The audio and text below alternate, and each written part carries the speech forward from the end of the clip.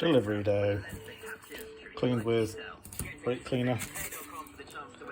Just a little bit. I mean, the cleaner's some debris in it. New filter material sandwiched in. Put it back in the bike. Back in.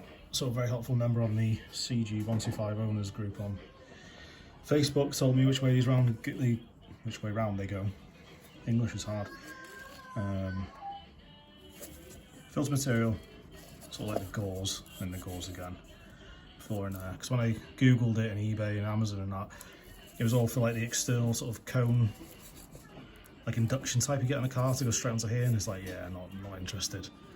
You know, original is best for me. So there we go.